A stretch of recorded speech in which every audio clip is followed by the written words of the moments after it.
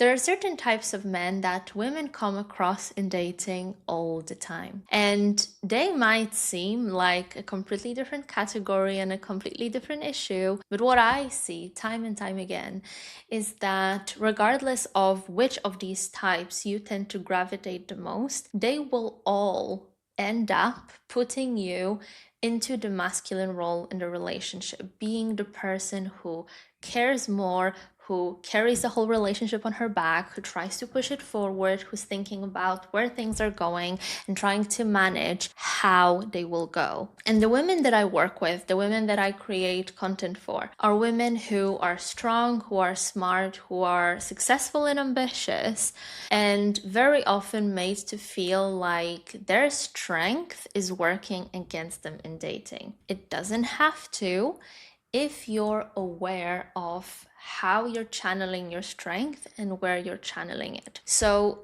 today's episode is not just about the types of men to avoid, but also about the dynamics that pull you into that type of relationship. So get a drink, perhaps a notepad, because you might want to take some notes, and let's do it. If you're new here, my name is Laura Nagyel.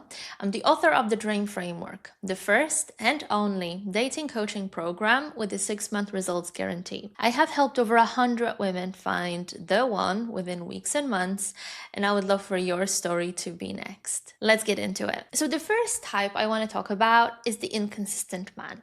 It's a guy who is going to be so hot at the beginning and so cold a few weeks later. And if you're listening to this podcast, I'm 90% sure you're already familiar with the term love bombing. If you're not, look it up after this episode. But in a nutshell, it's extreme intensity performed by one person in a new connection that is then suddenly taken away without a reason, without an explanation. Love bombing is aimed at manipulating us, essentially. I'm not going to get into it here, but definitely something worth researching if you're not familiar with it yet. Now, the problem with inconsistent men is that even though you know on a logical level that this is going too fast, that this is too intense, that this is too good to be true, it is feeding into your most secret hopes and dreams, which are fueled by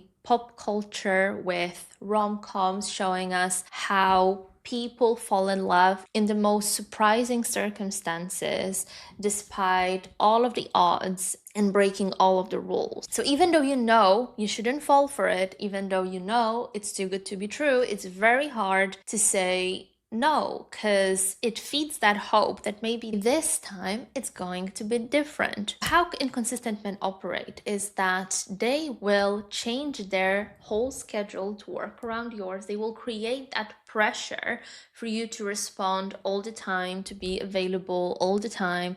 And once you do it, this is when they cut you off. This is when they distance themselves and only give you enough to keep you engaged, to keep you going, but they take away that intensity and all of that charm that you fell for in the first place. And what that does is it puts you in that alert mode where you're like, I want to get this back. I don't know what happened. I don't know what's wrong, because you can't talk to him about it. He will tell you he has no idea what you mean and that work is busy and things are happening and he just doesn't have the time. He will feed you so many excuses as to why things might not be the way they used to, or just pretend he doesn't know what you mean, which will drive that desire in you to get back what you feel you lost even more.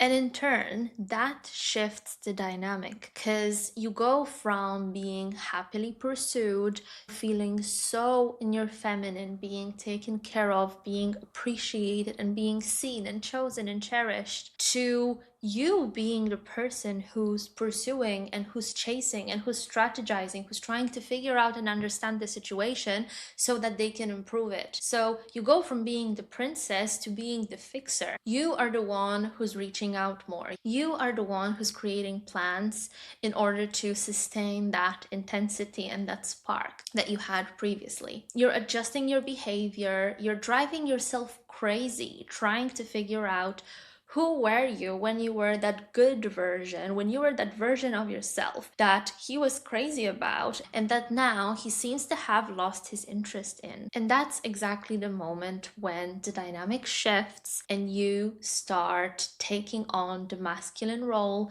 and channeling your energy and channeling your strength instead of into yourself, so that you can bloom and flourish and be that beautiful flower that he cherishes and takes care of. You start channeling that energy into maintaining that relationship. It is training you. Instead of pouring into you, it is taking away. There is not enough for you to respond to. So what you're doing instead is you're compensating. You are the one increasing the frequency and allowing him to respond instead. You try to restore the momentum. You try to stabilize.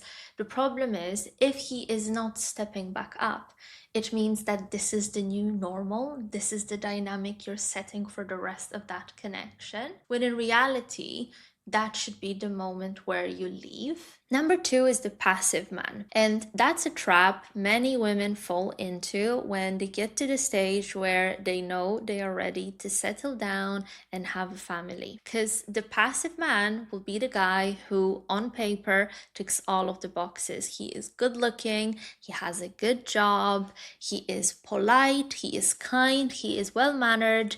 And at the beginning, he feels perfect because he is so stable, so secure, no pressure whatsoever. Like, what's not to love about that, right? The problem is he is so calm and so stable to the point where he lacks initiative and he's not planning anything. All of the dates, you have to incentivize him. You have to signal that you want them to happen. You have to manage that. Important conversations, you have to manage that. Progression in a relationship, you have to push for it. And so what happens is you become the engine of that relationship. If you don't do something, it's not done. And yes, at the beginning, it's so easy to disguise it as he respects my boundaries and my pace and my needs emotionally and physically and otherwise. But if this is going on for weeks and months, you can clearly see the pattern. And this is the moment when you should reevaluate and decide what you're going to do next instead of blindly following that connection, pursuing it, and trying to make it happen. If you stay, and if you don't address it and nothing changes, what will happen is you will start gathering resentment towards him, you will lose attraction to him, and you will be tired of always having to do everything in a relationship.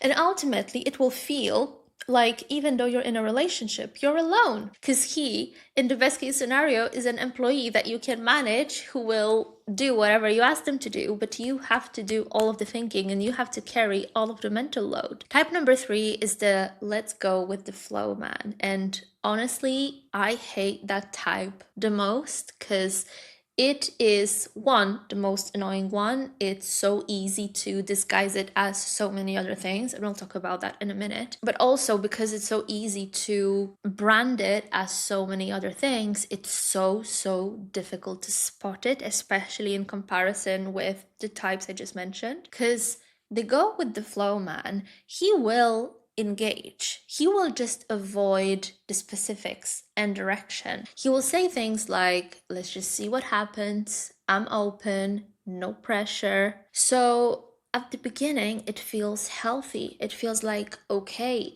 he doesn't want to love bump me. He doesn't want to rush me.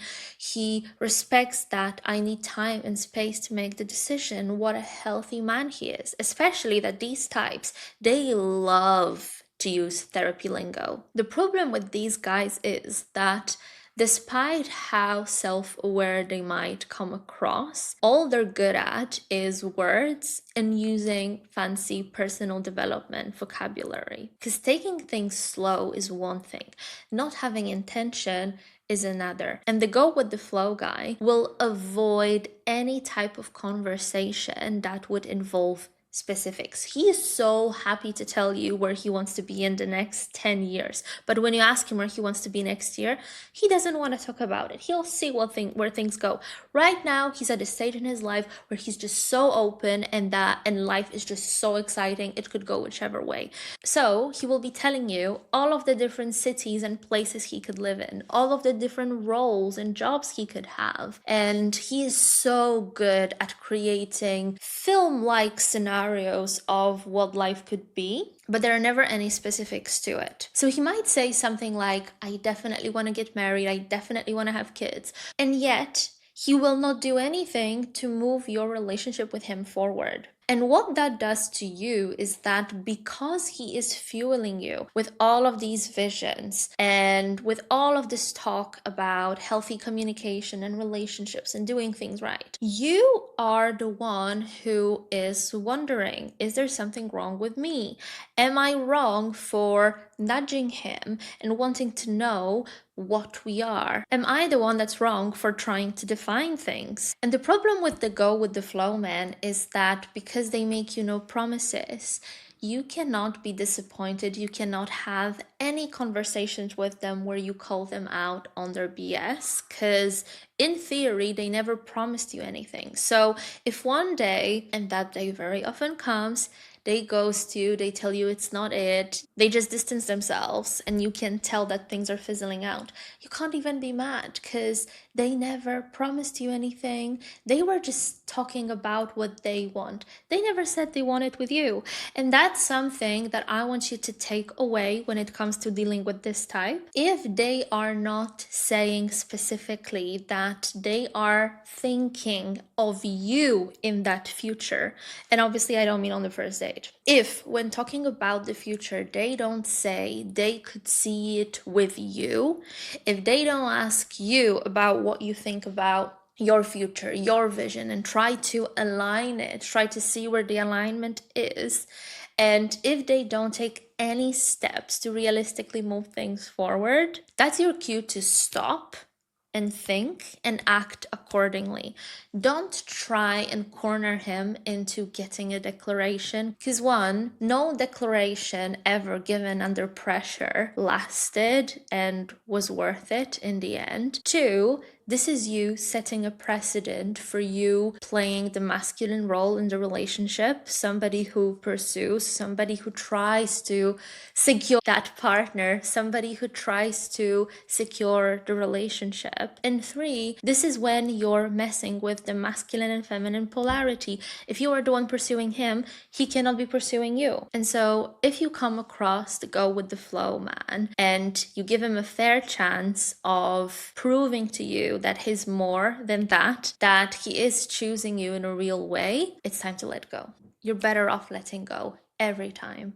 Number 4 is the emotionally unavailable man. And that's another type that has been so romanticized by pop culture and films and gave us that idea of, I can fix him, my love can fix him. So when you come across a man who is not able to give you that consistent, deep connection, who's able to connect with you sometimes, but not to sustain it, who is closed off in things that matter, who you know there is something behind the curtain he's not letting you through that you don't have access to. Many women cannot help but get activated by it. It activates their curiosity. They almost treat it as a challenge. It activates that emotional focus. It activates that desire to unlock him, to decode him, to help him to heal him. So what a woman in that situation will start doing is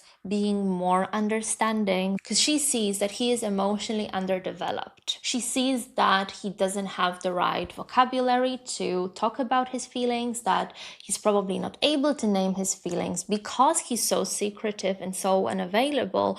She starts thinking maybe he experienced some sort of trauma or another difficult experience that has made him the way he is. She starts giving more than she's receiving.